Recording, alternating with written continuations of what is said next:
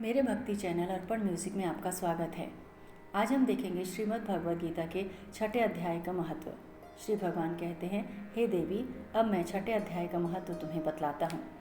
गोदावरी नदी के तट पर प्रतिष्ठानपुर नामक एक विशाल नगर है, जहाँ पे मैं पिप्पलेश के नाम से विख्यात होकर रहता हूँ। उस नगर में जनश्रुति नामक एक राजा रहते थे, जो भूमंडल की प्रजा को बहुत ही प्रिय थे। उनका प्रताप मार्तंड मंडल के प्रचंड तेज के समान जान पड़ता था।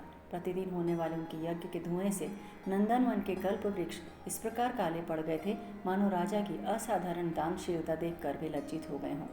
उनके यज्ञ में प्राप्त पुरोडाश के रसस्वादन में सदा आसक्त होने के कारण देवता लोग कभी प्रतिष्ठानपुर को छोड़कर बाहर नहीं जाते थे। उनके दान के समय छोड़े हुए जल की धारा, प्रताप रूपी तेज और यज्ञ के धूमों से पुष्ट होकर मेघ ठीक समय पर वर्षा करते थे।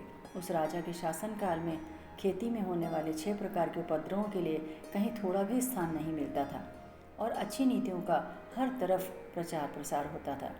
वे बावली, कुएं, पोखरे खुदवाने के बहाने मानो प्रतिदिन पृथ्वी के भीतर की निधियों का अवलोकन भी करते रहते थे। एक समय राजा के दान, तप, यज्ञ और प्रजा पालन करने के तरीके से संतुष्ट होकर स्वर्ग के देवता उन्हें वर देने के लिए आए। वे कमल नाल के समान उज्ज्वल हंसों का रूप धारण करके अपनी पांखें हिलाते हुए आकाश मार्ग से चलने लगे। बड़ी उतावली के साथ उड़ते हुए सभी हंस परस्पर बातचीत करते जाते थे। उनमें से भद्राशव आदि 2-3 हंस बहुत तेजी से उड़कर आगे निकल गए। तब पीछे वाले हंसों ने उन्हें कहा, अरे भाई भद्राशव, तुम लोग इतनी तेजी से क्यों आगे बढ़ रहे हो? यह मार्ग बहुत ही दुर्गम है, इसमें हम सबको साथ मिलकर चलना चाहिए। क्या तुम्हें दिखाई नहीं देता? ये सामने ही पुण्य मूर्ति महाराज जनश्रुति का तेज पुंज अत्यंत स्पष्ट रूप से प्रकाशमान हो रहा है। पीछे वाले हंसों की बातों की अवहेलना करते हुए आगे वाले हंस बोले, अरे भाई, क्या इस राजा जनश्रुति का तेज ब्रह्मवादी महात्मा रैक्व के तेज से भी अधिक तेज है? हंसों की बातें सुनकर राजा जनश्रुति अपने ऊंचे महल की छत से उतर गए और सुखपूर्वक आसन पर विराजमान हो अपने सारथी को बुलाकर बोले, जाओ महात्मा रैक्व को यहाँ ले आओ। राजा का यह अमृत वचन सुनकर महा नामक सारथी प्रसन्न होता हुआ नगर से बाहर गया। सबसे पहले उसने मुक्तिदायिनी काशीपुरी की यात्रा की, जहाँ जगत के स्वामी भगवान विश्वनाथ मनुष्यों को उपदेश दिया करते थे। उसके बाद वह गया क्षेत्र में पहुंचा, जहाँ प्रफुल्ल नेत्रों वाले भगवान गदाधर संपूर्ण लोगों का उद्धार करने के लिए निवास करते थे।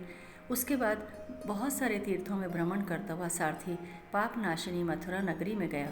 वह भगवान श्री कृष्ण का आदि स्थान है, जो परम महान और मोक्ष प्रदान करने वाला है। वेद और शास्त्रों में वह तीर्थ त्रिभुवनपति भगवान गोविंद के अवतार स्थान के नाम से प्रसिद्ध है। बहुत सारे देवता और ब्रह्म ऋषि उसका सेवन करते हैं। मथुरा नगर कालिंदी यानी यमुना के किनारे शोभा पाता है। उसकी आकृति अर्धचंद्र के समान होती है। यह सब तीर्थों के निवास से परिपूर्ण है। परम आनंद प्रदान करने के कारण सुंदर प्रतीत होता है। गोवर्धन पर्वत के होने से मथुरा मंडल की शोभा और भी बढ़ गई है। वह पवित्र वृक्षों और लताओं से भरा हुआ है। उसमें 12 वन हैं, परम पुण्यमय और सबको विश्राम देने वाले श्रुतियों के भगवान श्री कृष्ण की आधार भूमि है। उसके बाद मथुरा से पश्चिम और उत्तर दिशा की ओर बहुत से दूर तक जाने पर सारथी को कश्मीर नामक नगर दिखाई दिया, जहाँ शंख के समान उज्ज्वल गगनचुंबी महलों की पंक्तियाँ भगवान शंकर के अट्टहास की भांति शोभा पाती हैं। जहाँ ब्राह्मणों के शास्त्रीय आलाप सुनकर मूक मनुष्य भी सुंदर वाणी और पदों का उच्चारण करते हुए देवता के समान हो जाते हैं। जहाँ निरंतर होने वाले यज्ञ धूम से व्याप्त होने के कारण आकाशमंडल मेघों में घुलते रहने पर भी अपनी कालिमा नहीं छोड़ता। जहाँ उपाध्याय के पास आकर छात्र जन्मकालीन अभ्यास से ही संपूर्ण कलाएं पढ़ लेते हैं। जहाँ मणिकेश्वर नाम से प्रसिद्ध भगवान चंद्रशेखर देहधारियों को वरदान देने के लिए निवास करते हैं। कश्मीर के राजा माणिक्येश ने दिग्विजय में समस्त राजाओं को जीतकर भगवान शिव का पूजन किया था, तभी से उनका नाम माणिक्येश्वर हो गया था। उन्हीं के मंदिर के दरवाजे पर महात्मा रैक्व एक छोटी सी गाड़ी पर बैठे हुए वृक्ष की छाया का सेवन कर रहे थे। इसी अवस्था में सारथी ने उन्हें देखा। राजा के बताए हुए भिन्न भिन्न चिन्हों से उसने शीघ्र ही रैक्व को पहचान लिया और उनके चरणों में प्रणाम करते हुए कहा कि हे ब्राह्मण, आप किस स्थान पर रहते हैं? आपका पूरा नाम क्या है? आप तो सदा स्वच्छंद विचरने वाले हैं, फिर यहाँ किस लिए ठहरे हैं? इस समय आपका क्या करने का विचार है? सारथी के वचन सुनकर परम आनंद में निमग्न महात्मा रैक्व ने कुछ सोचकर उससे कहा, यद्यपि हम पूर्ण काम हैं, हमें किसी वस्तु की आवश्यकता नहीं, फिर भी कोई भी हमारी मनोवृत्ति के अनुसार परिचर्या कर सकता है। रैक्व के हार्दिक अभिप्राय को आदरपूर्वक ग्रहण करके सारथी धीरे से राजा के पास चल दिया। वहां पहुंचकर राजा को प्रणाम करके उसने अपने हाथ जोड़कर समाचार बताया। उस समय स्वामी के दर्शन से उनके मन में बड़ी प्रसन्नता थी। सारथी की बात सुनकर राजा के नेत्र आश्चर्य से चकित हो उठे। उनके हृदय में रैको का सत्कार करने की श्रद्धा जागृत हुई। उन्होंने 2 खच्चरियों से जुती हुई एक गाड़ी लेकर यात्रा की, साथ ही मोती के हार, अच्छे अच्छे वस्त्र और 1 सहस्त्र गौएं भी ले ली। कश्मीर मंडल में महात्मा रैको जहाँ रहते थे उस स्थान पर पहुंचकर राजा ने सारी वस्तुएं उनके आगे निवेदन कर दी और पृथ्वी पर पड़कर साष्टांग प्रणाम किया।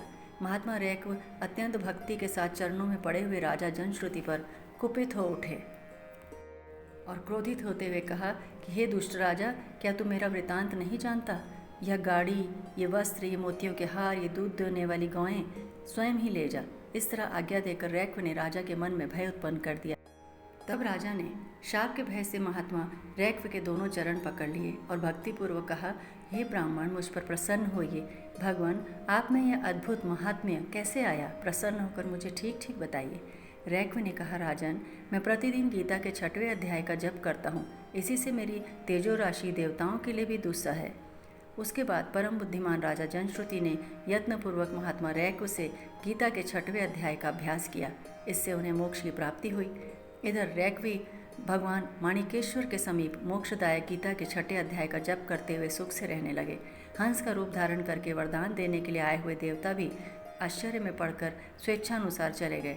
जो मनुष्य सदा इस एक ही अध्याय का जप करता है वह भी भगवान विष्णु के ही स्वरूप को प्राप्त होता है, इसमें कोई संदेह नहीं है। ओम श्री हरि।